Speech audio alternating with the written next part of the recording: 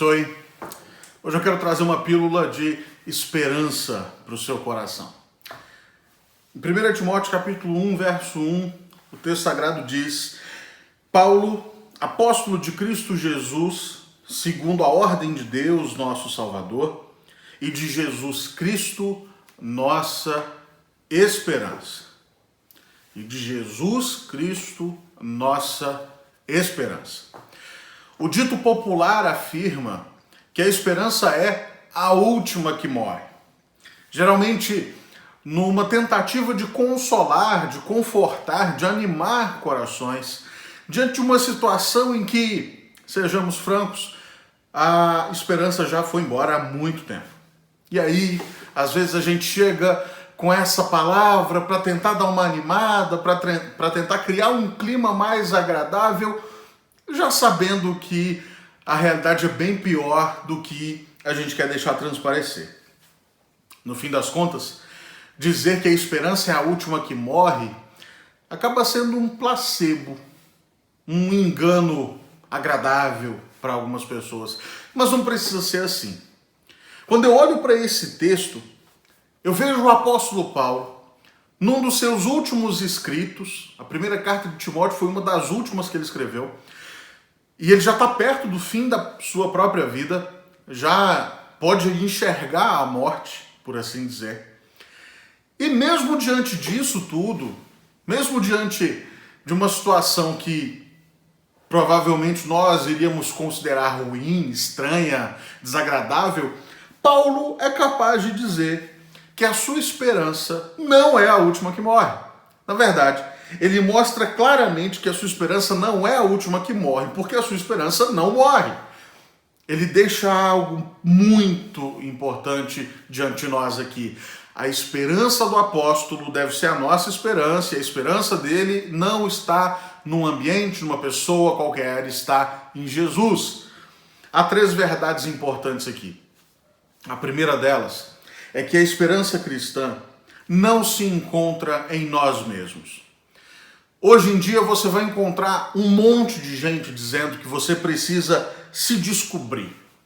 Você precisa escrutinar o seu coração, você precisa buscar no seu interior, você precisa sondar cada recâmara da sua alma, você precisa entender quem você é.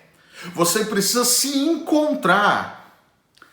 Só que a gente precisa entender que a resposta para as nossas crises, a resposta para os nossos problemas, a resposta para as nossas lutas não está em nós. Em nós vamos encontrar pecado, em nós vamos encontrar impiedade, em nós vamos encontrar sujeira, em nós vamos encontrar teimosia, em nós vamos encontrar obstinação. Não vamos encontrar solução para as crises, para as lutas, para as dores. Não vamos encontrar uma saída para os nossos problemas. Não está em nós. Olhar para dentro de nós mesmos é importante apenas quando nós enxergamos a bagunça que está no nosso interior e corremos para Jesus. Olhar para dentro só faz sentido se me levar para mais perto de Cristo.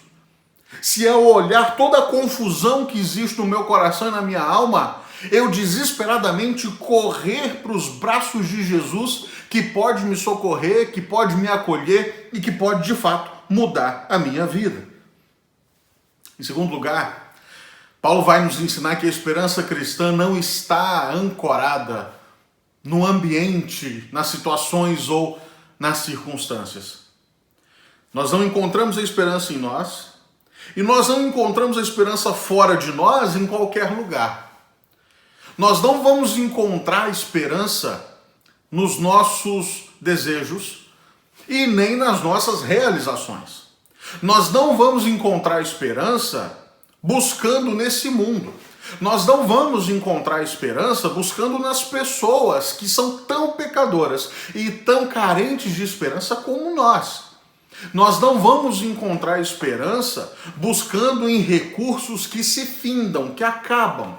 Nós não vamos encontrar esperanças buscando governos, buscando sistemas políticos, buscando ideologias. Nós não vamos encontrar esperança, nem uma chance de encontrar esperança fora de nós em qualquer dessas situações, em qualquer dessas circunstâncias. Nós precisamos olhar sim para fora de nós, mas para um único lugar, ou para um único alguém, para Cristo.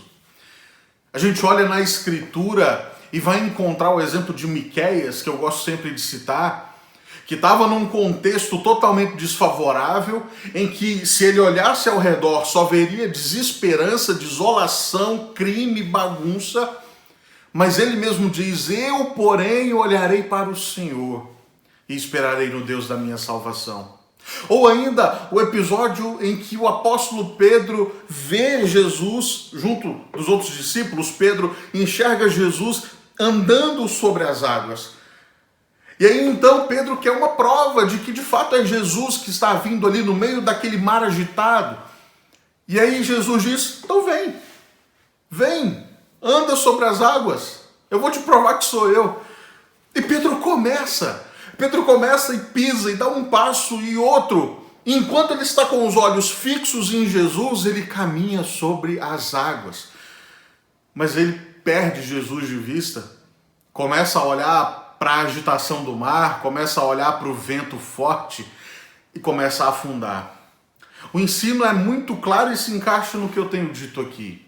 Se nós tirarmos os olhos de Jesus, nós vamos nos desesperar. A oração de Pedro foi: Senhor, me salva, porque ele já estava perecendo.